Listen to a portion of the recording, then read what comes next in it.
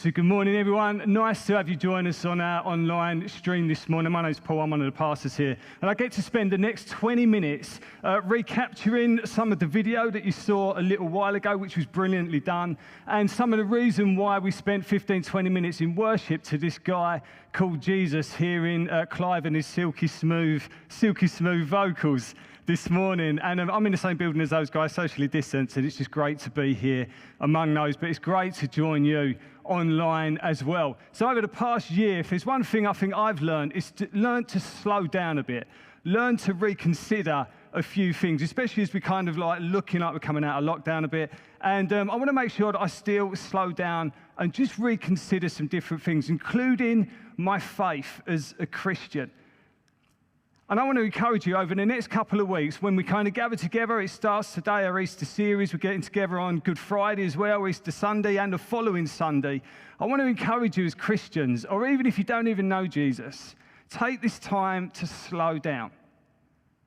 Reconsider the Easter story. Reconsider the cross of Christ and what it means. And what we're going to do in a moment is reconsider some of that video that we've just seen, the Last Supper, Jesus in the garden, and all these different kind of things. So, Easter, the event in history which genuinely proves the love of God to humanity, to you as an individual. Easter, the event in history that proves God does get involved in our lives and has not left us alone. If you felt alone over the past year, I want to encourage you to look again at the cross. Look up. See Jesus. He has not left you.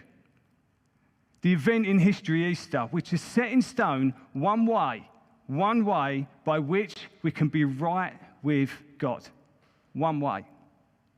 Today we're looking at the lead up to Jesus' crucifixion. In the Bible is the book of Luke, and we're going to go from chapter 22 and discover an overview of what was taking place on the lead up to his crucifixion.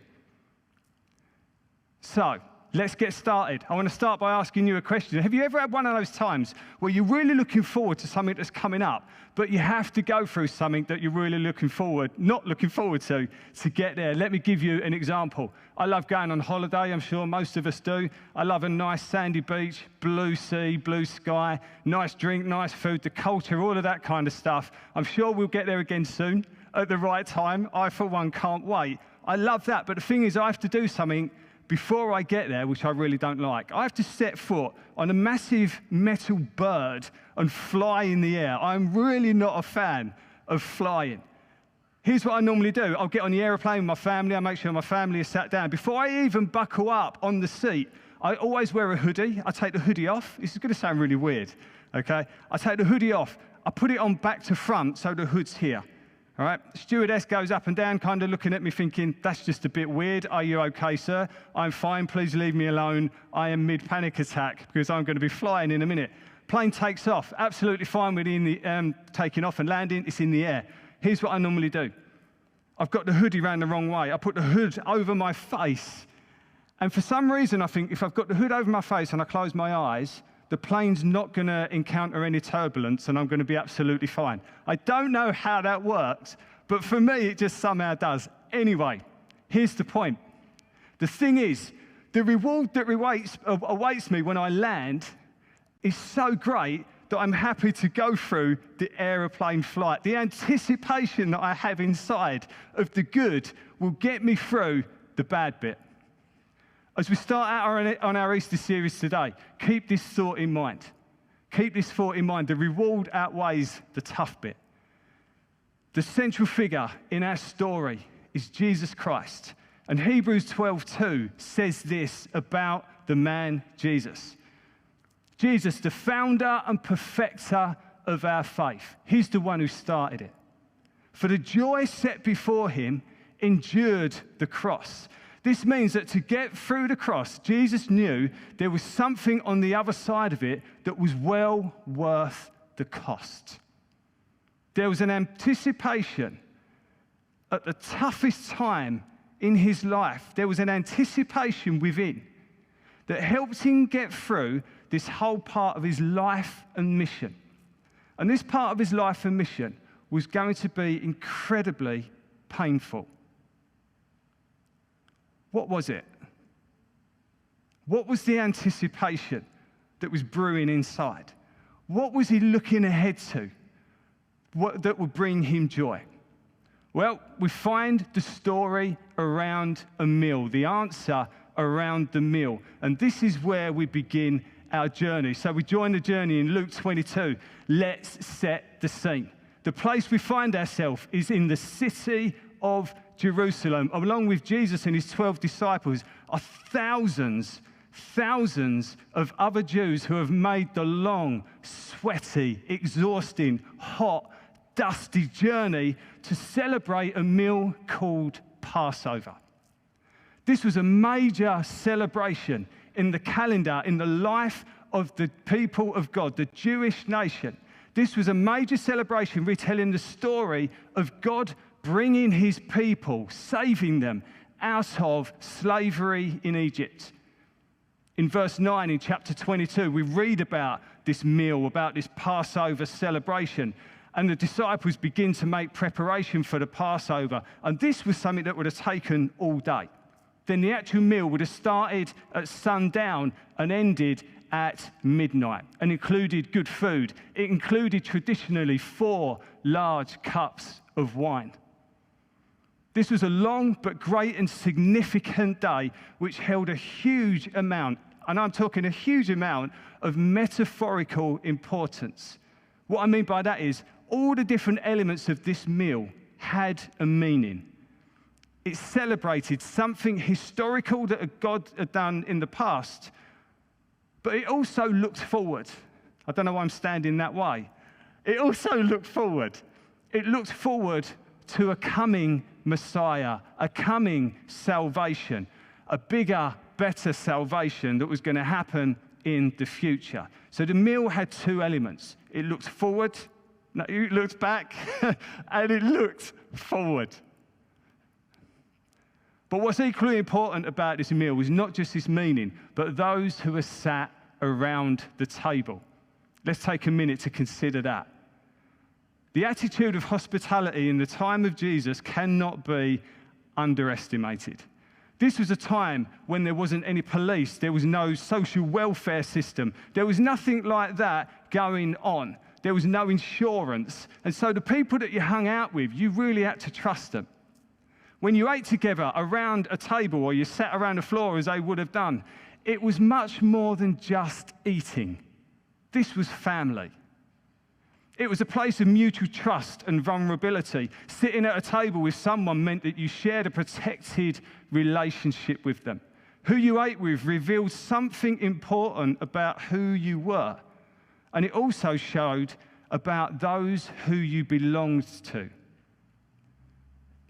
This relationship between Jesus and his rabble of disciples was of the deepest, strongest, and most important depth and level, making the actions of Judas, the famous Judas, even more of a betrayal later in the story. I want to focus for a moment on Luke 22, 19 to 20. This bit, which takes place, sets up the cross and the resurrection and helps us see what it's all about.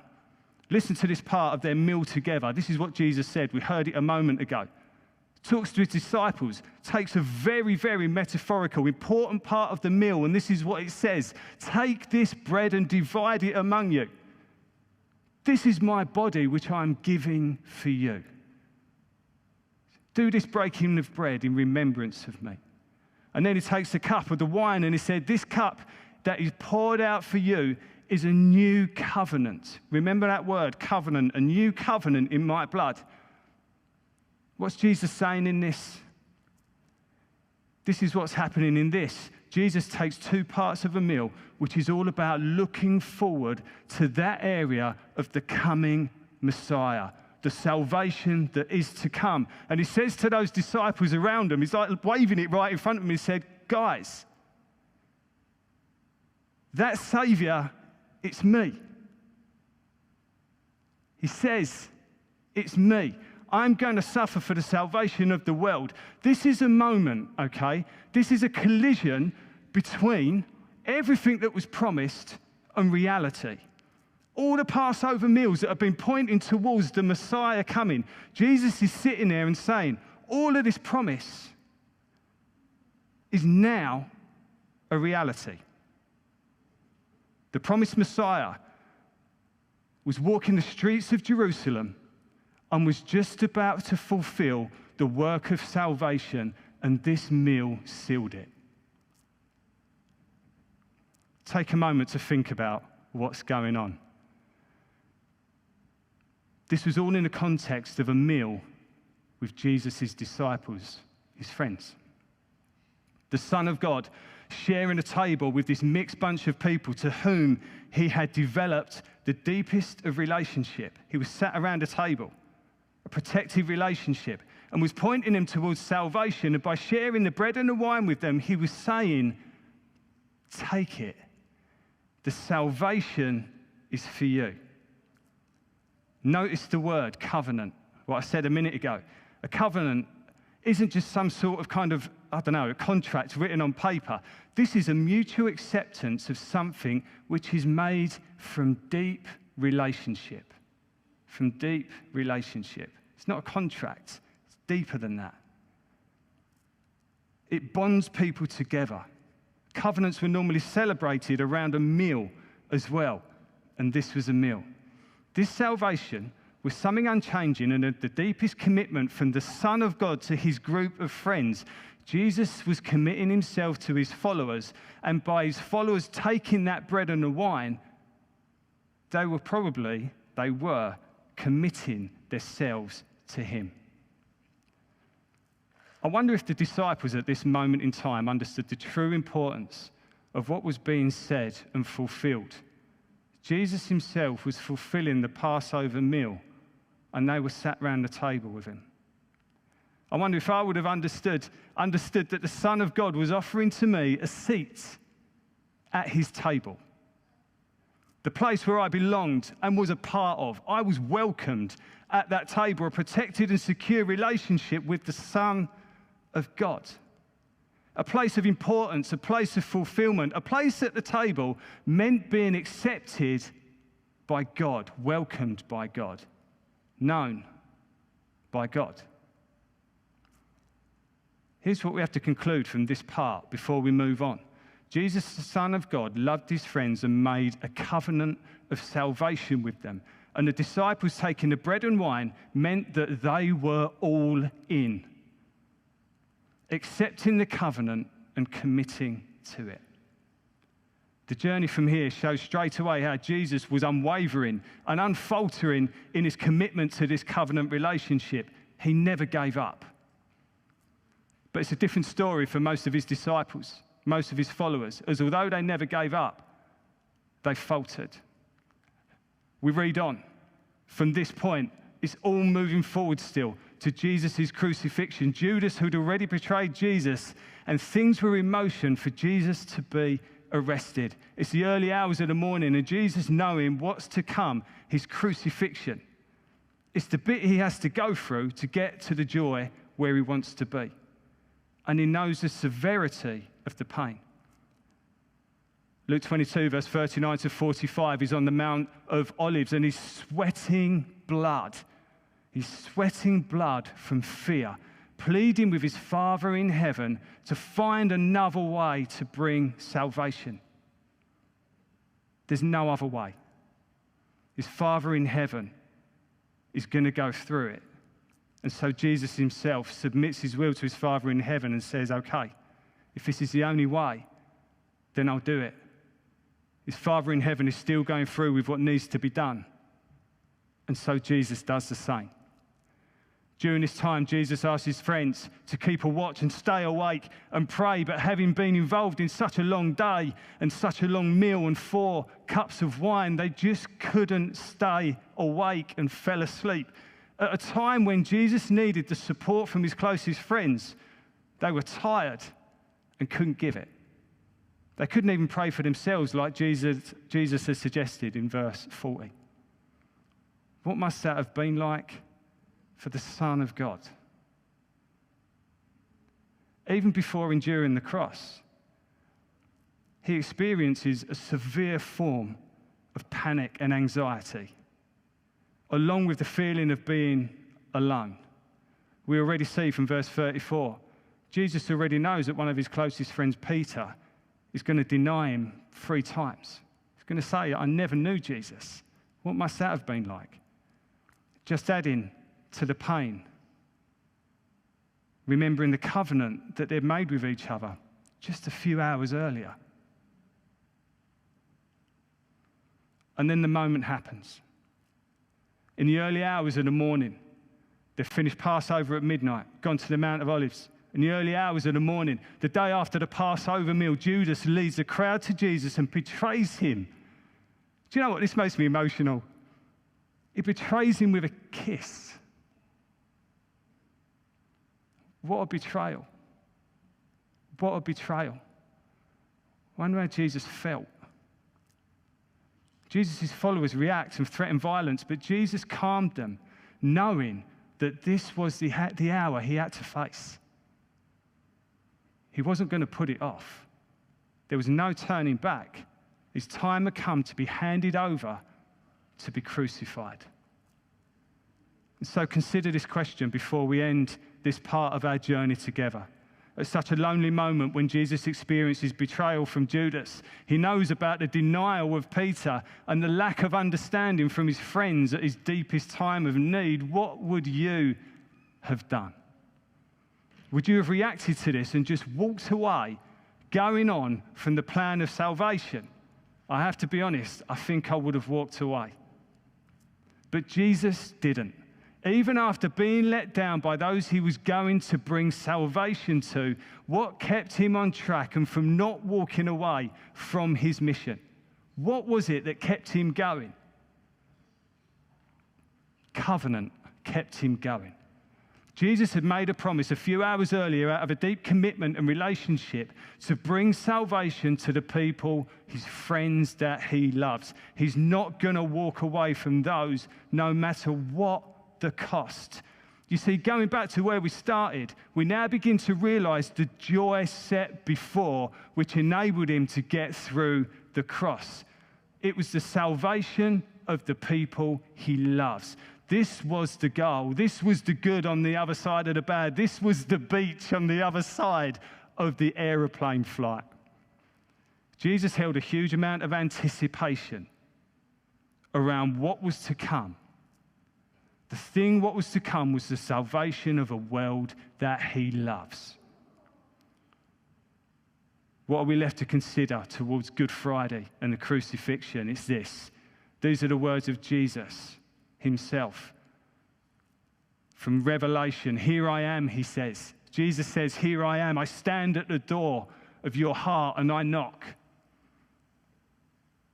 If you hear my voice and you open the door of your heart, I will come in and eat with you in person and you will eat with me. The anticipation of Jesus, which got him through the cross, was seeing people like you, seeing people like me, seeing people like the guys that we read about on the page of the Bible, sitting around the table, sharing a meal, pointing to salvation and accepting salvation. Anticipation of Jesus, which got him through that, was seeing people sat around a table and eating with him. And you are invited. He's inviting you and offering you the same depth of relationship and commitment and covenant as those people that were sat around the table. This offer isn't just for those people on the pages of the Bible. It's for anyone who takes him up on his offer when he says, I will come and eat with you. But he says, will you eat with me? He welcomes you to his table. He offers you the bread and the wine of a new covenant of salvation by which you come into the most important relationship you will ever embark on. A relationship with God. But you have to be right with God for that to start. And that's the story. That's the meaning. Remember these 3 things as we head towards Good Friday. First thing, Jesus endured the cross for the joy set before him. That joy is seeing the likes of you and me sat round his table, accepting this covenant. You're invited to the table. He wants to eat with you, but you must eat with him. This means you accept Jesus. This means that you are all in to this relationship covenant with him. This is only where salvation happens. The third thing, let's learn from what we see in this relationship between Jesus and his disciples. Jesus knows you're not perfect. Jesus knows you're probably going to mess up and let him down at some point. But he will not give up on you, and he will not give up on his side of the covenant he's made with you. He loves you. He loves you enough to stand by you. And as you read on in the Bible, you discover Jesus never leaves his disciples, even after their mistakes. In fact, he continues to prove his love after the cross for them and for the rest of the world he came to save. On Friday, this coming Friday, join us on Zoom. Hear about hear about the crucifixion, the next part of the story. Join us, especially if you're wanting to know more about this salvation. We're going to respond now by breaking bread together. Jesus said, do this in remembrance of me. Think back what we've just learned, what we've just understood. We're going to break bread together. In a moment, the band are going to just play for a song. As they do, break bread in your homes. We do this to always remember this covenant relationship Jesus made. When we do it, we remember Jesus' sacrifice and the cost. We remember Jesus' side of the relationship, which he is 100% committed to. But we do it remembering our side of the covenant. We say again to Jesus, I'm all in. I will follow you.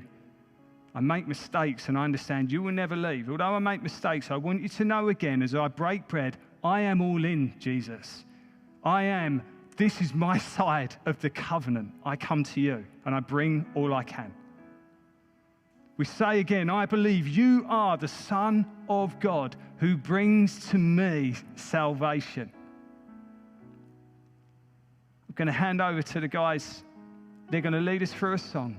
During the song, break bread, take the wine, remember, give thanks, and recommit in this covenant relationship that Jesus has welcomed you into.